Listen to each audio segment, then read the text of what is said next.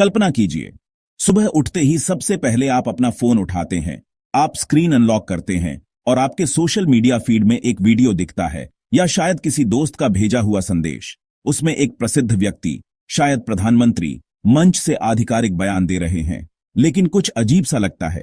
उनके शब्द अप्रत्याशित, उनके स्वभाव के विपरीत, यहां तक कि चौंकाने वाले हैं। वे ऐसी बातें कह रहे हैं जो आप जानते हैं दिल से कि वे असलियत में कभी नहीं कहेंगे। यह बयान उनके विचारों, मूल्यों और सार्वजनिक छवि के बिल्कुल विपरीत है। फिर भी वीडियो बेहद असली लगता है।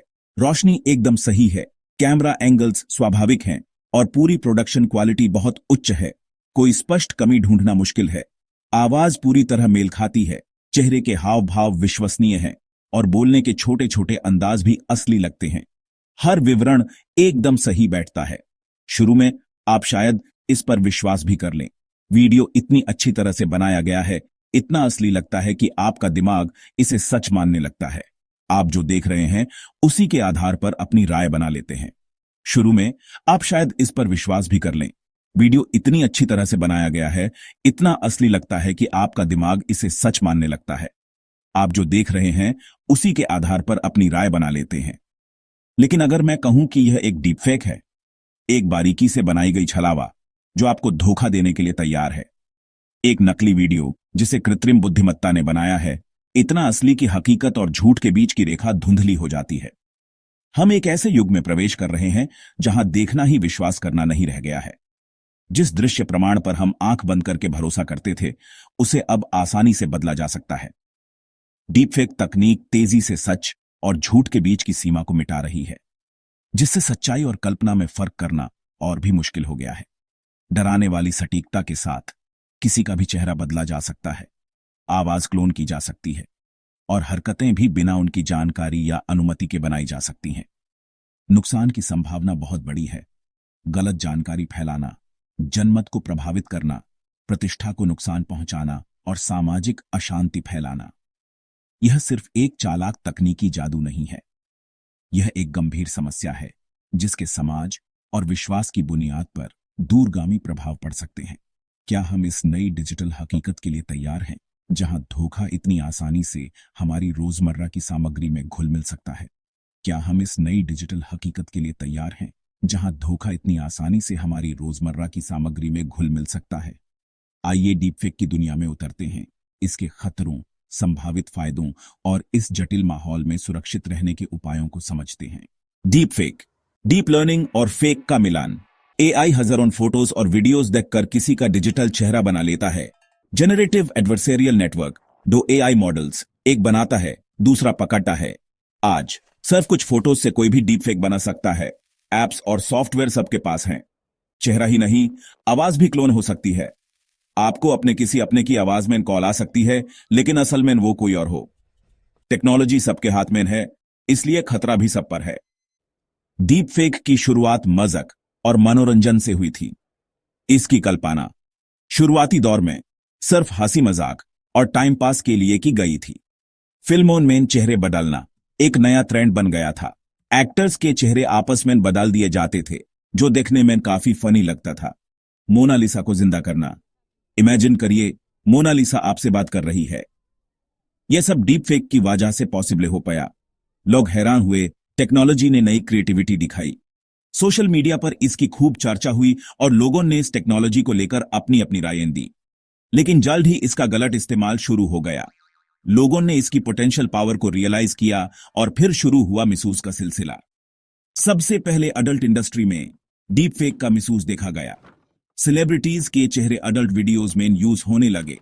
फिर राजनीति में नेताओं के झूठे वीडियोज, गलत खबरें, पॉलिटिशियंस के फेक वीडियोज बनकर उनकी इमेज खराब करने की कोशिश की गई। चुनाव प्रभावित होने लगे। डीपफेक वीडियोज के थ्रू वोटर्स को मिसलीड किया जाने लगा, जिससे इलेक्शन रिजल्ट्स पर भी असर पड़ने लगा। आम जनता को सच झूठ समझना मुश्किल हो गया। लोग कंफ्यूज होने लगे कि क्या सच है और क्या झूठ। ट्रस्ट इश्यूज बढ़ने लगे। डीपफेक अब एक पावरफुल वेपन बन चुका है, जो किसी की भी लाइफ बर्बाद कर सकता है। इसकी पावर को कम नहीं आंका जा सकता। रेप्यूटेशन बर्बाद करने, डेंजर फैलाने और गलत इंफॉर्मेशन स्प्रेड करने के लिए इसका इस्तेमाल होने लगा। सोशल मीडिया पर काओस मच गया। स्कैम्स करने के लिए, लोगों को ऑनलाइन फ्रॉड का शिकार बनाया जाने लगा, उनके पैसे चोरी होने लगे। जो टेक्नोलॉजी एक आर्ट थी, एक इनोवेशन थी, वो अब एक डेंजरस टूल बन चुकी है। अब सामाजिक और राजनीतिक अस्थिरता का जरिया है।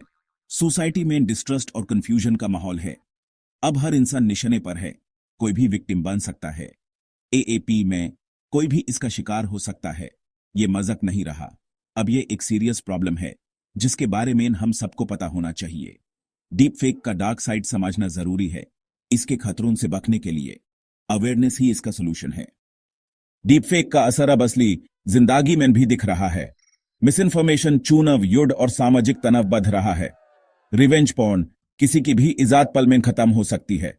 कानून बन रहे हैं, लेकिन इंटरनेट से सब कुछ हाथा पाना मुश्किल है। आम लोग भी निशाना बन रहे हैं। फेक प्रोफाइल्स, ऑनलाइन फ्रॉड, धमकियां, अपनी पहचान बचाना मुश्किल हो गया है। जागरूक रहना ही सबसे बड़ा सुरक्षा का जरिया है। डीप फेक सिर्फ वीडियो तक नहीं, वॉइस क्लोनिंग भी खतरनाक है। यूके में एक सीईओ ने अपने बॉस की आवाज पर भरोसा करके करोड़ों रुपए ट्रांसफर कर दिए। आवाज नकली थी। स्कैमर्स आपके किसी अपने की आवाज क्लोन करके पैसे या डाटा ले सकते हैं। इमोशनल ब्लैकमेल, रिश्तेदार की आवाज में कॉल, पैसे मांगना। वॉइस बेस्ड सिक्योरिटी सिस्टम्स भी अब सुरक्षित नहीं रहे। सिर्फ आवाज पर भरोसा करना खतरनाक है। हमेशा कंफर्म करें कॉल या मैसेज असली है या नहीं। टेक्नोलॉजी के साथ अपनी सुरक्षा भी अपडेट करनी होगी। क्या डीप फेक्स पकड़े जा सकते हैं? हां, लेकिन मुश्किल है। एआई टूल्स वीडियो की छोटी गलतियां ढूंढते हैं, पलकों का झपकना, स्किन टेक्सचर, आवाज, चेहरे का मेल। लेकिन डीप फेक टेक्नोलॉजी भी रोज बेहतर हो रही है। यह चूहे बिल्ली का खेल है। डिटेक्शन टूल्स और डीप फेक मेकर्स की रेस। सिर्फ टेक्नोलॉजी पर भरोसा नहीं चलेगा। डिजिटल लिटरेसी जरूरी है। हर वीडियो, फोटो, ऑडियो को क्रिटिकल नजर से देखें। अजीब लगे तो तुरंत यकीन न करें। ट्रस्टेड सोर्सेज से चेक करें। सावधानी ही बचाव है। जागरूक रहना सबसे जरूरी है। डीप फेक से भरोसा कमजोर हो सकता है। ट्रूथ डीके, हर चीज पर शक, समझ में अविश्वास का माहौल। लेकिन टेक्नोलॉजी के पॉजिटिव उपयोग भी हैं। Films, education, health care, historical figures को क्लास में लाना, पेशेंट की आवाज वापस देना, यह सब मुमकिन है। डीप फेक का भविष्य हुमरे इस्तेमाल पर डिपेंड करता है। कानून, एजुकेशन और डिजिटल साक्षरता, यह तीनों जरूरी हैं। टेक्नोलॉजी को रोका नहीं जा सकता, लेकिन सही इस्तेमाल सीखना होगा। संतुलन बनाना होगा। फायदे उठाइए, इन खतरों से बचें।